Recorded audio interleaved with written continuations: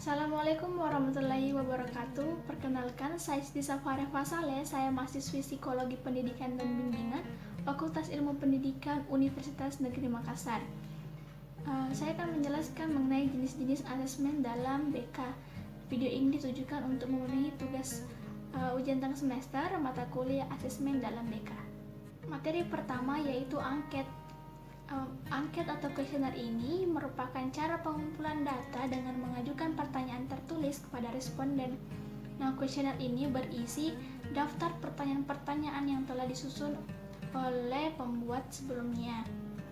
Nah, adapun secara umum isi dari angket adalah pertanyaan tentang fakta, pertanyaan tentang pendapat, dan pertanyaan tentang persepsi diri. Nah, adapun tujuan dari angket, yang pertama, memperoleh informasi yang relevan dengan tujuan penelitian. Yang kedua, memperoleh informasi mengenai suatu masalah secara serentak. Nah, adapun manfaat dari angket, yang pertama, untuk menjamin validitas informasi yang diperoleh dengan teknik atau metode lainnya. Yang kedua, bahan pembuatan evaluasi program. Yang ketiga, untuk mengambil sampling, sikap, dan pendapat dari responden. Nah, adapun jenis-jenis angket diklasifikasikan menjadi 4. Yang pertama, menurut subjeknya, yaitu angket langsung dan angket tidak langsung. Yang kedua, menurut strukturnya, angket terstruktur dan angket tidak terstruktur. Yang ketiga, menurut jenis pertanyaannya, yang pertama pertanyaan terbuka dan kedua pertanyaan tertutup. Yang terakhir, pengklasifikasian menurut bentuk jawabannya. Yang pertama, jawaban tabuler. Yang kedua, jawaban berskala. Ketiga, jawaban dengan cek, dan terakhir jawaban kategorial. Nah, adapun cara untuk mengukur dari angket ini atau skala pengukuran angket, yang pertama skala Likert, yang kedua skala Butman, yang ketiga skala rating, dan yang terakhir adalah skala semantik diferensial. Materi kedua yaitu wawancara. Nah, wawancara ini merupakan proses memperoleh keterangan untuk tujuan penelitian dengan cara tanya jawab langsung sambil bertatap muka antara si penanya dan penjawab dengan menggunakan alat yang dinamakan dengan interview guide atau panduan wawancara. Nah, adapun tujuan dari wawancara, yang pertama discovery, yaitu untuk mendapatkan kesadaran baru tentang aspek kualitatif dari suatu masalah. Yang kedua, pengukuran psikologis. Yang ketiga, pengumpulan data penelitian. Nah, adapun alasan menggunakan wawancara, yang pertama, melengkapi dan menambahkan data yang telah ada yang diambil dengan metode lain seperti survei, observasi, studi dokumentasi, dan sebagainya. Yang kedua, karena ingin mengambil data kualitatif tentang suatu fenomena tertentu. Nah, wawancara dapat digunakan sebagai metode pengambilan data. Yang ketiga, karena situasi tertentu dalam bidang pengukuran, ketika alat ukur tidak dapat digunakan karena alasan tertentu. Adapun teknik-teknik dalam wawancara yang harus diperhatikan oleh penanya, yang pertama itu penampilannya, bagaimana mereka berpakaian, bagaimana mereka duduk, bagaimana mereka sikap mereka. Dan yang kedua yaitu cara bertanya. Nah, cara bertanya ini juga mungkin bisa menggunakan teknik-teknik konseling yang telah dipelajari. Yang terakhir, cara mencatat. Nah, adapun keberhasilan pengumpulan data dengan teknik wawancara ini bergantung pada peran wawancara. Yang pertama, mampu menciptakan hubungan baik dengan konseli atau responden yang kita temani untuk wawancara. Nah, pengadaan raport ini sangat penting agar mereka bersedia untuk bekerja sama menjawab pertanyaan yang diberikan. Yang kedua itu mampu menyampaikan semua pertanyaan dengan baik dan tepat. Yang ketiga, mampu mencatat semua jawaban lisan dengan teliti dan jelas. Yang terakhir, mampu menggali tambahan informasi dengan menyampaikan pertanyaan yang tepat dan netral.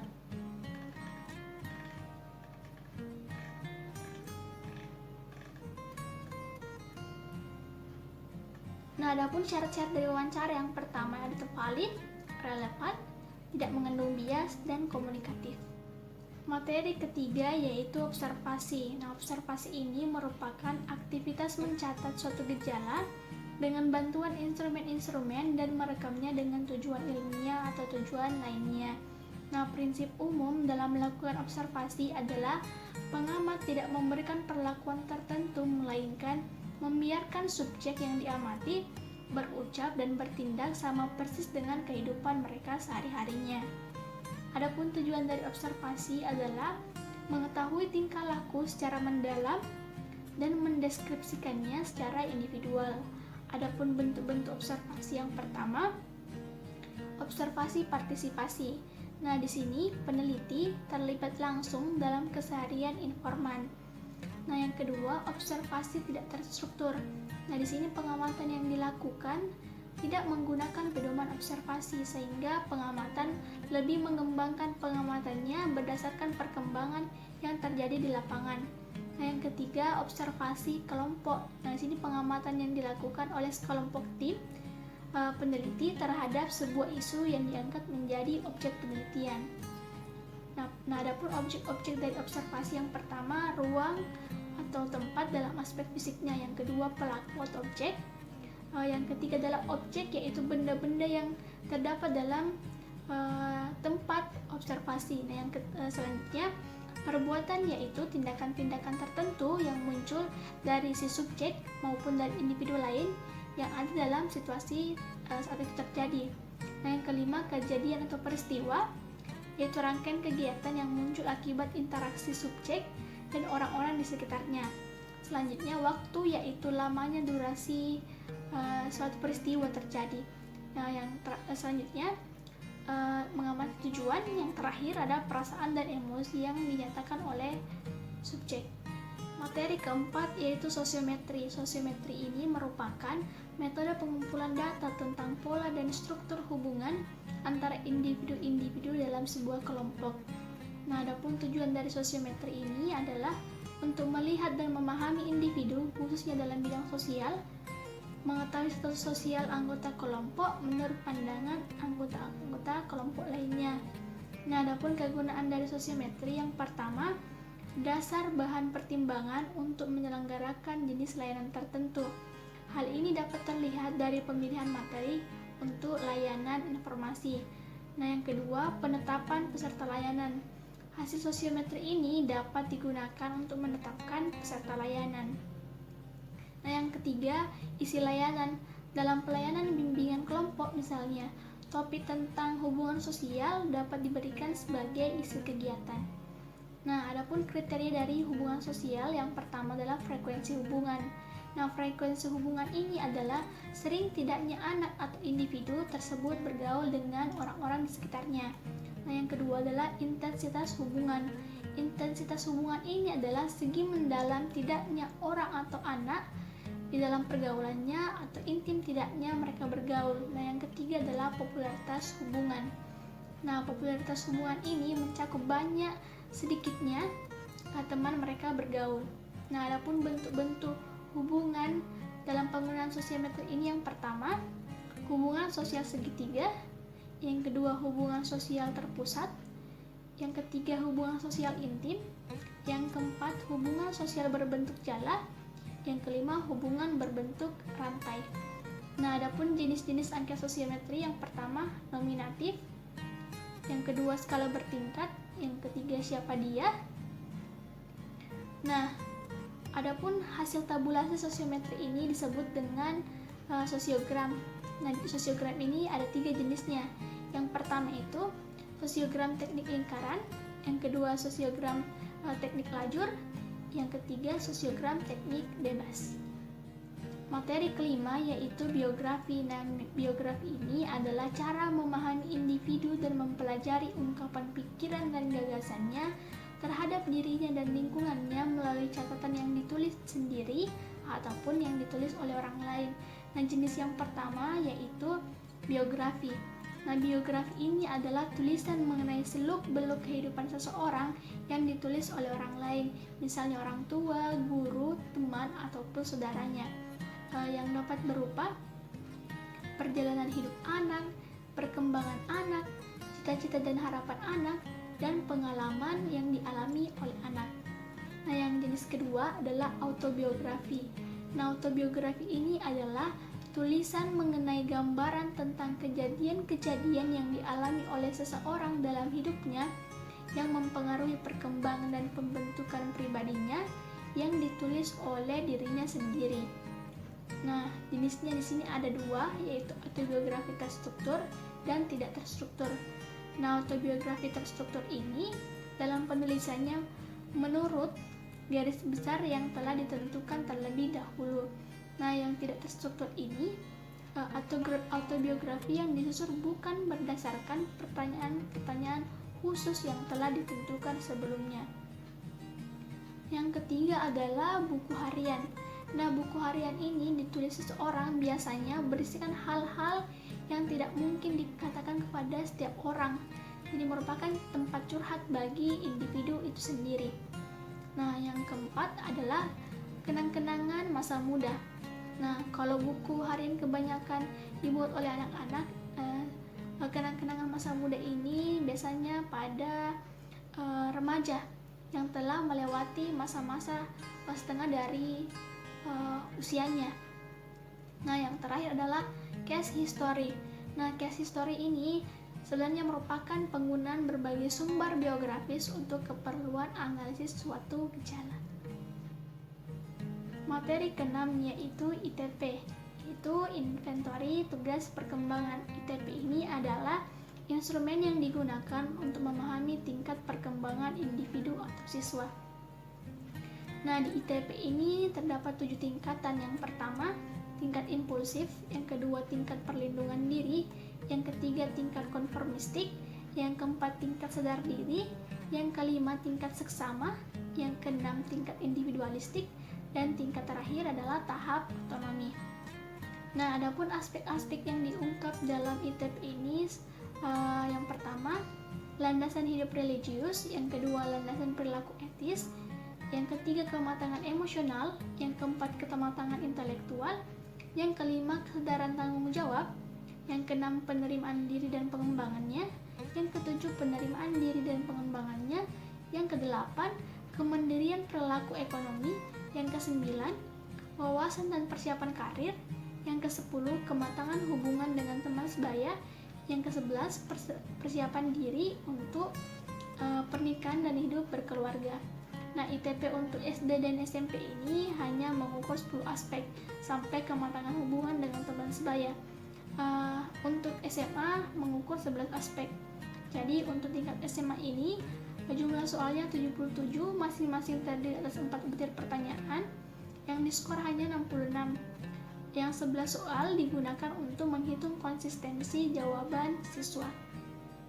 Nah, bagaimana keterangan dalam menggunakan ITP ini? Hasil menunjukkan bahwa tingkat reliabilitas dan validitas ITP ini berada pada tingkat sedang. Nah, adapun angket ITP ini memiliki beberapa karakteristik. Yang pertama, ITP berbentuk angket terdiri dari kumpulan pertanyaan di mana setiap nomor terdiri dari 4 butir pernyataan yang mengukur satu sub aspek yang 11 tadi. Nah, yang kedua ini tingkat perkembangan siswa dapat dilihat dari skor yang diperoleh pada setiap aspek. Nah, yang ketiga, besar skor yang diperoleh menunjukkan tingkat perkembangan siswa. Yang keempat, angket ITP untuk setiap tingkat pendidikan memiliki jumlah soal yang berbeda seperti yang saya jelaskan tadi. Nah, adapun analisis tugas perkembangan merupakan hasil analisis terhadap hasil ITP tadi. Materi ketujuh yaitu aum umum. Nah, aum umum ini merupakan salah satu jenis teknik on-test yang digunakan oleh konselor untuk mengungkapkan masalah-masalah umum yang dialami oleh konseli. Nah, AUM-U ini merupakan alat ungkap masalah umum yang dibentuk menjadi 5 format. Format pertama untuk mahasiswa, format kedua untuk SMA, format ketiga untuk SMP, format keempat untuk SD, dan format kelima untuk masyarakat. Nah, AUM ini dikelompokkan menjadi 10 bidang masalah. Yang pertama, bidang jasmani dan kesehatan, kedua diri pribadi, yang ketiga hubungan sosial, yang keempat ekonomi dan keuangan, yang kelima karir dan pekerjaan, yang keenam pendidikan dan pelajaran, 7 agama, nilai dan moral, 8 hubungan muda-mudi dan perkawinan, yang 9 keadaan dan hubungan dalam keluarga. Ke-10, waktu senggang. Tujuan dari instrumen AUM ini, pertama, tujuan umum aplikasi instrumentasi atau AI adalah diperolehnya data hasil pengukuran terhadap kondisi tertentu klien. Nah, yang kedua adalah tujuan khusus, yakni dapat dikaitkan dengan fungsi-fungsi konseling. Jadi kegiatan ini didominasi oleh fungsi pemahaman. Selain itu juga fungsi pencegahan, pengentasan, pengembangan, dan pemeliharaan serta fungsi advokasi.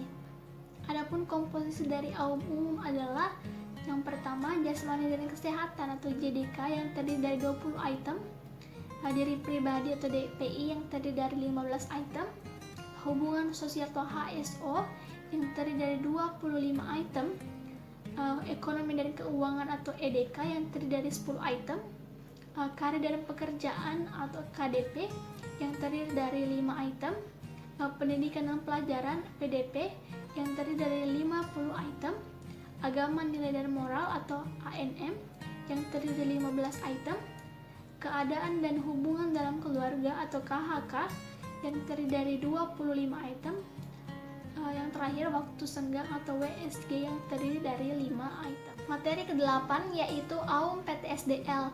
Nah, AUM PTSDL ini adalah salah satu instrumen yang digunakan untuk mengungkap bagaimana siswa belajar. Nah, AUM PTSDL ini sebagai alat ungkap masalah yang sederhana dan mudah digunakan untuk mengkomunikasikan mutu dan masalah konseling kepada konselor atau guru BK. Nah, adapun tujuan umum dari AUM PTSDL ini adalah untuk mengungkapkan masalah-masalah secara khusus yang berkaitan dengan upaya kegiatan belajar peserta didik, baik di rumah, di sekolah, ataupun di tempat lainnya. Nah, adapun karakteristik AUM PTSDL ini adalah AUM PTSDL ini memiliki 4 format. Yang pertama, format untuk mahasiswa, yang kedua untuk SMA, yang ketiga untuk SMP, dan yang terakhir untuk SD.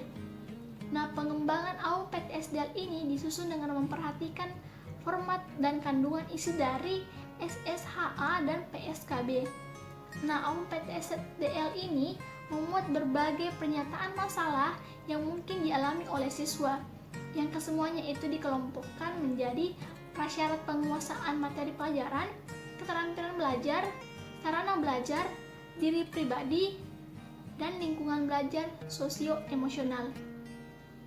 Dan melalui AUM PTSDL ini akan diperoleh informasi mengenai mutu kegiatan belajar dan masalah belajar yang dialami oleh siswa. Nah, yang terakhir adalah hasil pengolahan terhadap AUM PTSDL ini dapat ditindaklanjuti oleh guru BK atau konselor melalui berbagai layanan. Yang pertama, layanan orientasi dan informasi, layanan penempatan dan penyaluran, layanan konseling perorangan, dan yang terakhir, layanan bimbingan dan konseling kelompok. Ya, mungkin hanya itu saja yang bisa saya sampaikan. Kurang dan lebihnya mohon dimaafkan. Wassalamualaikum warahmatullahi wabarakatuh.